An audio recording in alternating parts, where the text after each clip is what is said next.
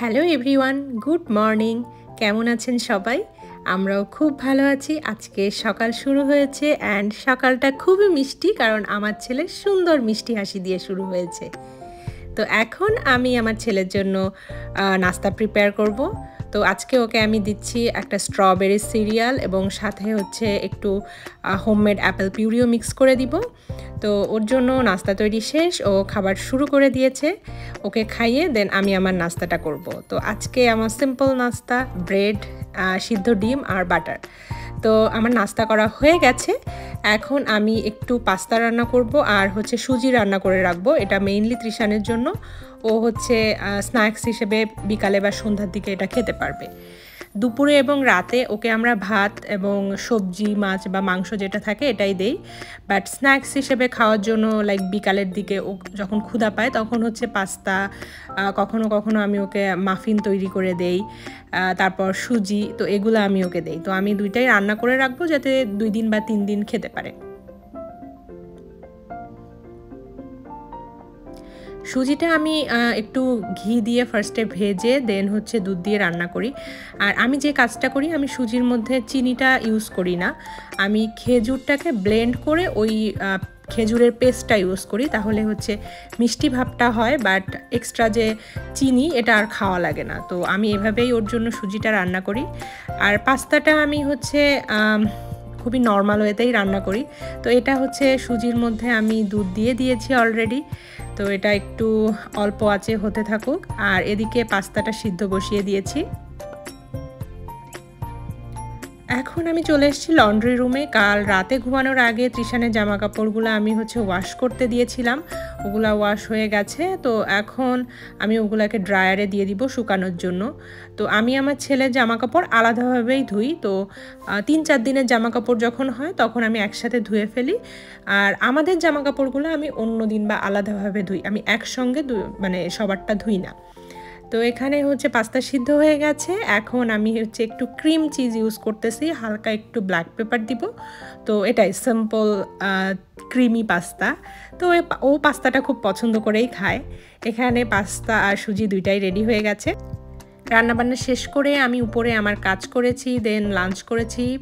এখন তারপর আরেকটু কাজ ছিল, বাসার সব কিছু করেছি যেগুলো ভিডিওতে দেখানো হয়নি। তো এখন আমি আর তৃষান বের হয়েছি, আমরা যাচ্ছি ওর প্লেগ্রাউন্ডে। এখন বিকাল 6:30 মতো বাজে। তো আমেরিকাতে এখন সন্ধ্যা হয় 9টায়। তো এখন আমরা যেহেতু 6:30টার দিকে এসেছি, অনেক রোদ ছিল, তারপরেও ভাবলাম যে একটু আগে আগে যাই, তাহলে ওকে নিয়ে ওর প্লেগ্রাউন্ডে একটু খেলাধুলা করানোর পর আমরা একটু কমিউনিটির মধ্যে হাঁটাহাঁটি করতে পারবো, দেন আমরা বাসায় চলে আসব। তো আমরা চলে এসেছি তৃষানের প্লেগ্রাউন্ডে। এটা হচ্ছে আমাদের যে রেসিডেন্সিয়াল কমিউনিটি ওটার মধ্যে একটা ছোট্ট প্লেগ্রাউন্ড। এখানে খুব বেশি অ্যাক্টিভিটিস নাই বাচ্চাদের, বাট যা টুকটাক আছে মোটামুটি মানে বিকালটা কাটানো যায়। তো আমি আমার ছেলেকে চেষ্টা করি প্রতিদিনই এখানে নিয়ে আসার, এবং ও এখন 13 মাস বয়স, এখনও হাঁটতে পারে না, বাট হ্যাঁ, ও সুইংয়ে উঠলে খুব মজা পায় বা অন্যান্য অ্যাক্টিভিটি দেখলে বা বাচ্চাদের দেখলে খুব খুশি হয়। প্লেগ্রাউন্ডে অলরেডি অনেকগুলো বাচ্চা ছিল, তো ওরাও হচ্ছে সুইংয়ে উঠে দোল খাচ্ছিল। তো আমি যেহেতু তৃষানকে হচ্ছে এখন ও ভালোভাবে সুইংয়ে, মানে এখানে 2 ধরনের সুইং থাকে, একটা হচ্ছে আটকে রাখা যায় ছোট বাচ্চাদের জন্য, তো ওইটাতেই বসিয়েছি। এই যে তৃষানকে যেটাতে বসিয়েছি এটার মধ্যে বসিয়ে দিলে ও পড়বে না। আর ওই পাশে যে বাচ্চা মেয়েটা দোল খাচ্ছে ওটা হচ্ছে ওই বড়দের যেরকম হয় দোলনা ওরকম। তো ওকে আমরা কিছুক্ষণ সুইংয়ে দোল খাইয়ে এবার হচ্ছে বাসার দিকে যাব। তো আমরা এখন রওনা হয়েছি। তো এখন দেখছি যে অন্য বাচ্চাগুলা স্লিপারে খেলছে, এটা দেখে তৃষান খুব আগ্রহী হয়েছে। তো ওর বাবা বলছে দেখি আমি একটু ট্রাই করি, ওকে ছাড়বো না, এমনি হাতে ধরেই একটু স্লিপারে উঠিয়ে দেই। তো ও খুব মজা পাচ্ছিল এই বিষয়টাতে।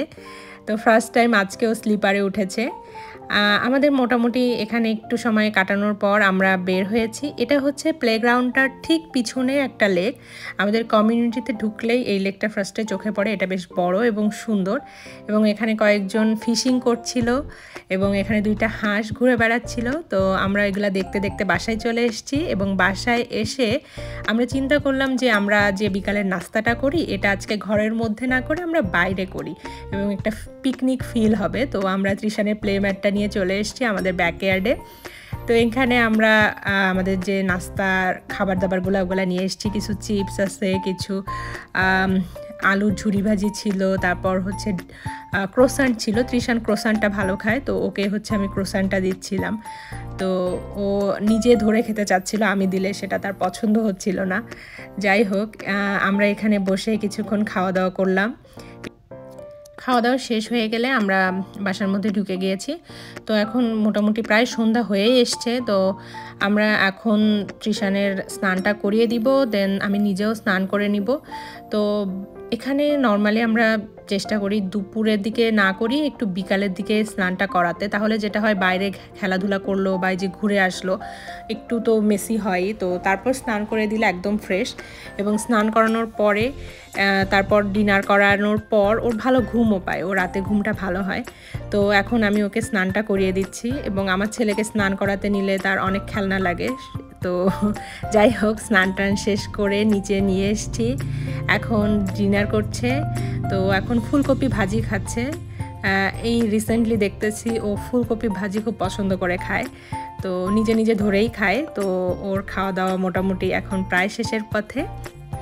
তো আজকের মতো এই পর্যন্ত। সবাই ভালো থাকবেন, সুস্থ থাকবেন, এবং ভিডিওটি ভালো লাগলে অবশ্যই লাইক, কমেন্ট এবং সাবস্ক্রাইব করবেন। টাটা।